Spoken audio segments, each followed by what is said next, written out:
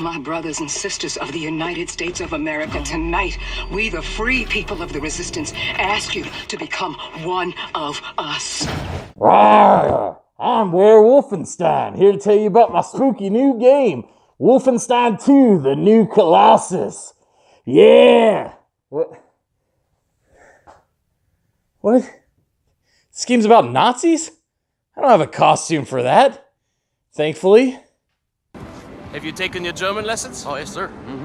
Good. I'm the Gamer Ghoul with the BloodyBlu Gaming Oubliette, here with another terrifying game, Wolfenstein II, the new Colossus. It's actually not that scary. It's a war game, sci-fi, but there's a lot of blood and a lot of cool stuff, so let's get to it. So today we're going to talk about Wolfenstein II, the new Colossus, which is a sequel to Wolfenstein the New Order, which takes place in an alternate reality where the Axis powers have won World War II. In this game, you play as BJ Blazkowicz like in the first game, who I'm not 100% convinced actually lived through the first game, but obviously they saw money and they decided to make a sequel, and I'm alright with that because the entire game is ridiculous, and you're just going to have to go with things, because there's several things in this game that don't make sense and wouldn't actually happen in real life, but this is an alternate reality. The Wolfenstein franchise popularized the first-person shooter. It gives you a lot of what you would expect: intense gun battles, brutal melee kills, and a small upgrade system for your guns and some dual wielding. It's not as much variety as I would have liked, but it totally works, and the attention to detail on the guns and the gunplay is incredible, and the different modes to use the guns feel effective and brutal. The graphics in this game are a huge upgrade from the New Order. Everything looks smooth, everything looks great. The attention to detail on the guns and the enemy design and the character design. All the characters' expressions look real and natural, and it's just really well done. There's a lot of thought put into it. So I think one of the best parts of this game is the characters. They all seem so real and motivated, and you understand their motivations, and it feels really impactful.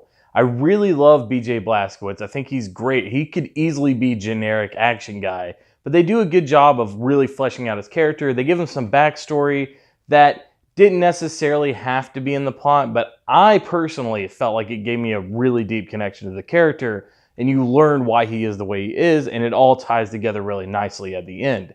So I think BJ Blazkowicz was handled really well. His enemy, General Engel, I think? Holy crap, she is terrifying and incredibly awesome, and whoever did the voice acting on that is top-notch. Throughout the game, you'll be jumping all over the map in different varied locations, some familiar, some not.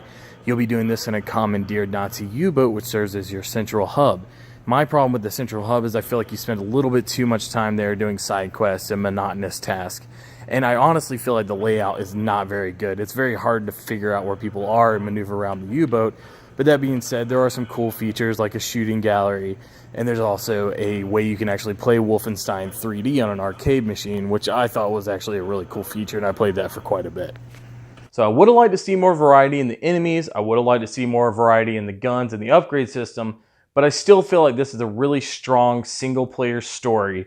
Yes, it's ridiculous, yes, it doesn't make sense at times, but I have fun the entire time I was playing it, and I immediately wanted to go back and play it again, because there's an alternate timeline, there's assassination missions, there's various things that make you want to come back to it. So as far as a single player game, this is a really solid one to pick up. Wolfenstein II, the new Colossus, is an exciting and brutal first-person shooter game that is out now on PS4, Xbox One, PC, and next year it'll be out on the Nintendo Switch, which I have to pick up because I want to be able to be mobile when I kill Nazis. If this game just had a little bit more variety on the guns and the enemies, I feel like this game would have easily been a 9 out of 10, but overall I have to give it an 8 because I just wanted a little bit more out of it.